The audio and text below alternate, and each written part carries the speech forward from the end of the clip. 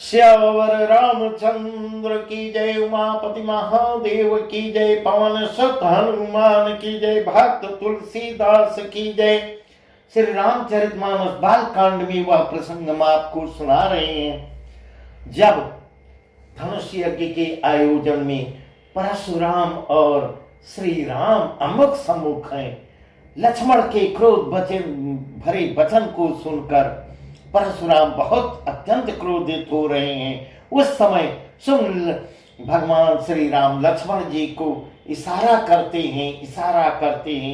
ये इस प्रकार का इशारा तिरछी देखते हैं कि ज्यादा बोल रहे हो। तब भगवान श्री राम स्वयं उनके परशुराम के सामने सम्मुख आते हैं और वही प्रसंग है, वही बहुत सुंदर प्रसंग है जो हम आपको सुना रहे हैं। अति विनीत मृदु शीतल बानी, बोले राम जोर जुग पानी।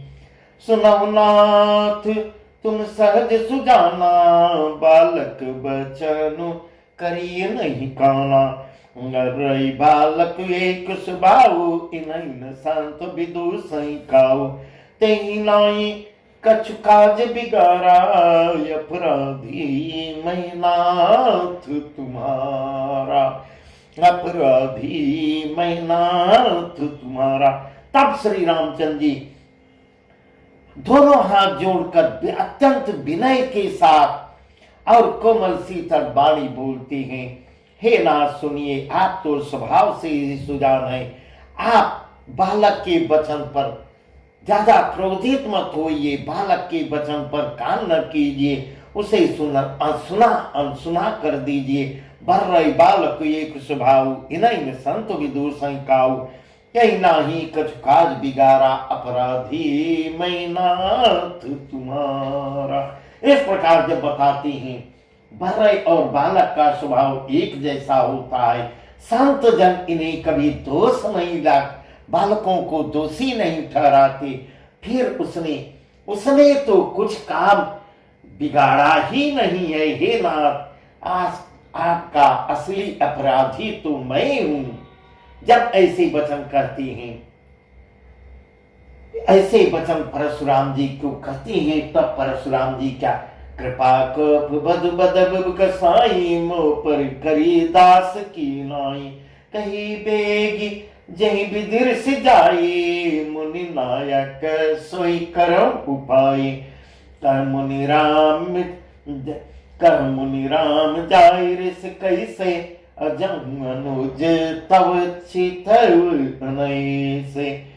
यही के कंठ कुठारुन दीना, तो मैं काह कोप कर कीना। इस प्रकार जब भगवान श्री राम परशुराम जी से कहते हैं, हे स्वामी, कृपा क्रोध बध और बंधन जो कुछ करना हो दास की तरह, अर्थात दास समझकर, कृपा कोप बध बधब गुस्साई, मोह पर करी दास की नाई। कही बेग जही विदिर से जाई, मुनि नायक सोई करो उपाय।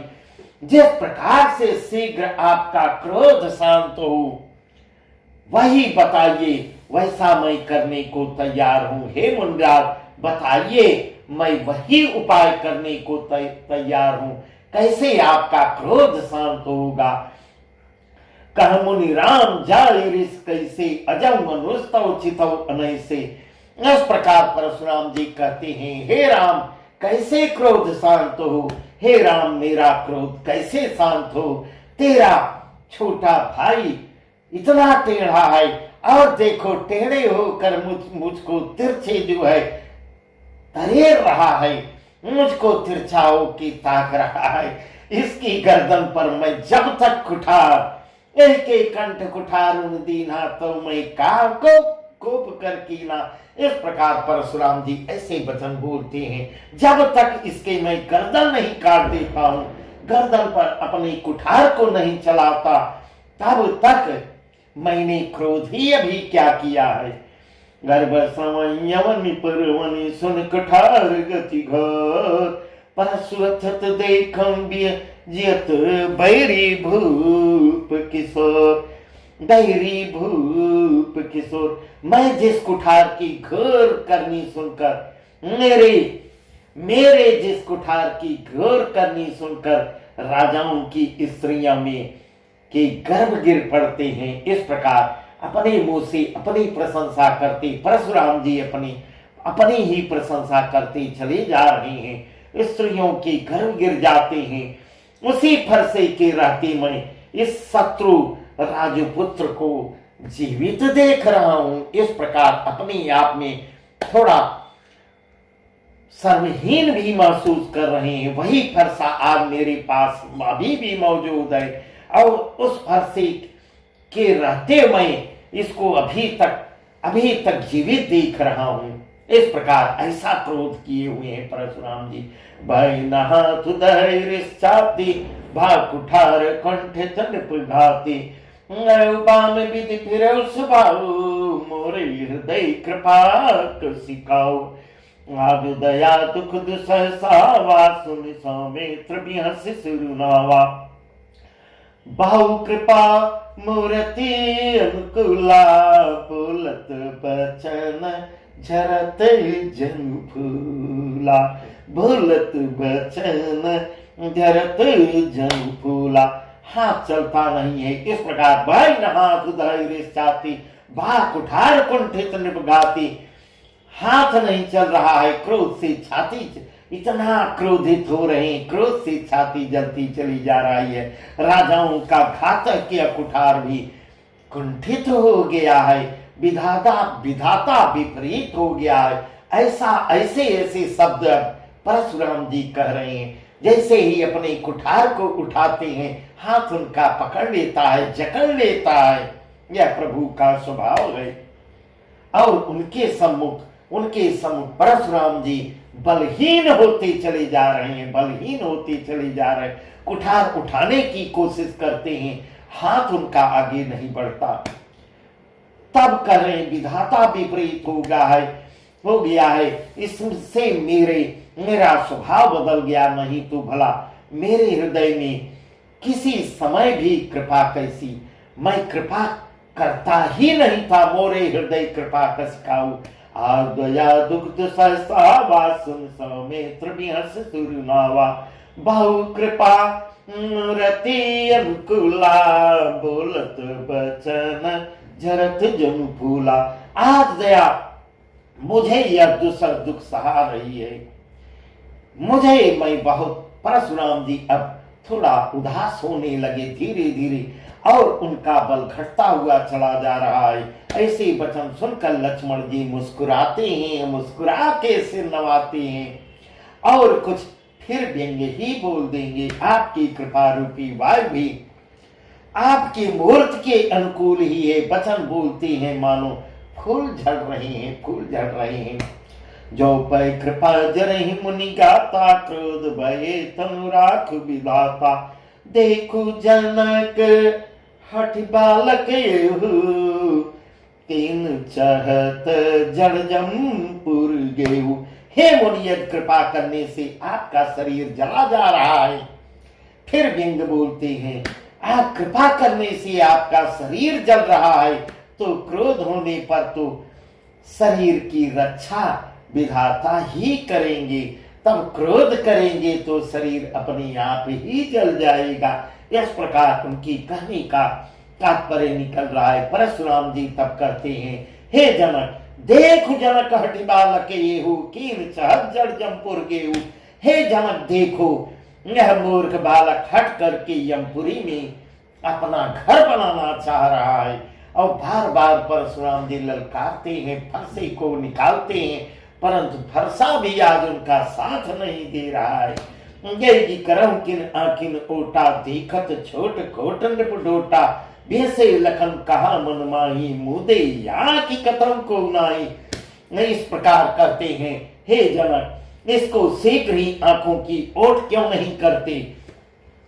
यह राजपुत्र देखने में छोटा है पर है बड़ा, बहुत ही खोटा, बहुत ही नटखट है। देखत छोट खोट निपढोटा बेसे लखन कहा मन माही मुदे आंख कतम को नाई, मुदे आंख कतम को नाई। तब लक्ष्मण जी हंस के उत्तर देते हैं, हंस के मन ही मन कहते हैं, आंख को बंद कर लीजिए। आंख को मूंद लेने पर कोई कुछ भी सामने सम्मुख कुछ भी नहीं, कोई नहीं है। जब आंख को अपनी बंद कर ले, क्यों मुझे देख रहे हैं आप? इस प्रकार लक्ष्मण के कहने का यही तात्पर्य निकल रहा है। मेरी ओर, मेरी तरफ क्यों देख रहे हैं? देखना बंद कर दीजिए तो आपका क्रोध भी कम हो जाएगा। परशुराम तब राम प्रत बोले उरी अति क्रोध, शंभु सरासन तोरी सठ करसि अमर प्रभो। नाम्बु सरासन तोरी सठ करसि अमर प्रभु। तब परशुराम जी हृदय में इतने क्रोधित हो जाते हैं, इतने क्रोधित होते हैं, सीधे राम के ऊपर, राम से के सम्मुख आते हैं, राम से सीधे बात करते हैं। इतने क्रोध होकर राम जी से कहते हैं, अरे सट, तो शिव जी का धनुष तोड़कर उल्टा हमी को ज्ञान सिखाता है। इस प्रकार ऐसे दुर्वचन भगवान श्री राम को कहते हैं। बंधु कहे कटु सम्मत तोरे, तू छल विनय कर शिकर जोरे, कर पर तो मोर संग्रामा, नाइत छाड़ कहाउ रामा, नाइत छाड़ कहाउ रामा। कालू तजी करही समर शिव द्रोही, बंधु सहित नत मारं तोई। भृगुपति बकही कुठार उठाए, भृगुपति बकही कुठार उठाए, मन मुस्काहि राम सिर नाय, मन मुस्काहि राम सिर नाय। बहुत ही सुंदर, बहुत ही सुंदर वर्णन तुलसीदास जी यहाँ कर रहे हैं। इस प्रकार परशुराम जी सीधे राम जी से कहते हैं, तेरा यह भाई तेरी ही सम्मत से कट वचन बोल रहा है। बंधु कहे कट सम्मत तोरे, तो छल विनय कर जोरे। तुम्हारी सम्मति से, तुम्हारी सहमति से यह मुझको इतना कट वचन बोलता चला जा रहा है। अब तू बार बार हाथ जोड़कर, छल से हाथ जोड़कर विनय कर रहे हो।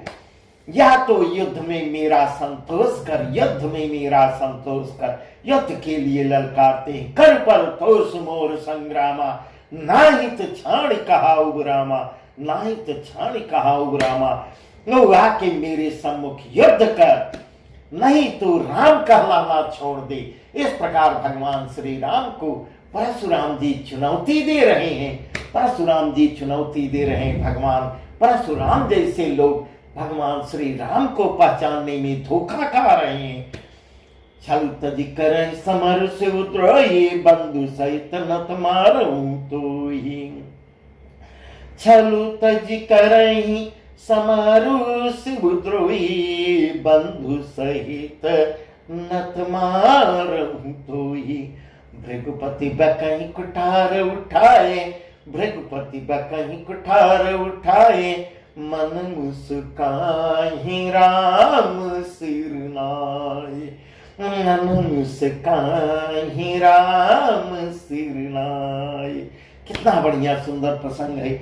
इस प्रकार परशुराम जी इतने क्रोधित हो जाते हैं, भगवान राम को सीधे युद्ध के लिए चुनौती देते हैं। और भगवान राम और भी विनम्र हो जाते हैं, अपनी गर्दन को नीचे कर देते हैं। छल तज करहि समर शिवद्रोही, बंधु सहित नत मारहु तोहि। अरे शिवद्रोही, छल त्याग कर मुझसे युद्ध कर, नहीं तो भाई सहित तुमको मार डालूंगा। ऐसे ललकार ललकार के वचन परशुराम जी भगवान श्री राम जी से कह रहे हैं। इस प्रकार परशुराम जी कुठार उठाए बक रहे हैं और अपने कुठार को हाथ में लेकर बक रहे हैं। कुठार हाथ में लेते हैं। भृगुपति बकहि कुठार उठाए, मन मुस्काहि राम सिर नाय, मन मुस्काहि राम सिर नाय। कितना बढ़िया, कितना सुंदर, बहुत बढ़िया सुंदर प्रसंग है। यहाँ परशुराम जी इतने क्रोधित हो जाते हैं, अपने कुठार को, अपने फरसे को हाथ में लिए हुए सीधे ललकार रहे हैं। तब भगवान श्री राम जी इतने उतने ही और अधिक विनम्र हो जाते हैं, अपना गर्दन झुका देते हैं, गर्दन झुका देते हैं। पर और परशुराम अंदर ही अंदर टूटते चले जा रहे हैं, बलहीन होते जा रहे हैं। उनका कुठार आगे बढ़ ही नहीं पा रहा है। मन मुस्काई राम सिर नाई, राम जी, श्री राम जी सिर नीचे करके मुस्कुरा रहे हैं, चलाइए कुठार, चलाइए कुठार। पर उनका कुठार आगे नहीं बढ़ रहा है। फिर भी परशुराम जी को ज्ञान नहीं आ रहा है। परशुराम जी अपने घर में इतना चूर हो गए हैं कि उनको समझ में नहीं आ रहा है। गुनाह लखन कर हम पर रोस, कतम सुदाई ते बड़ दोष। टेण जान सब बंदई काऊ, बक्र चंद्रमय ग्रसन राऊ। राम कहो रिस्तजी मुनि साकर, कुठार आगे यह सीसा। जही ऋष जाय करी सोई स्वामी, मोहि जानी आपन अनुगामी, मोहि जानी आपन अनुगामी। इस प्रकार ऐसे वचन भगवान श्री रामचंद्र जी कहते हैं। तब गुनाह लखन कर हम पर रोसु, कथम सुधाई ते बड़ दोषु।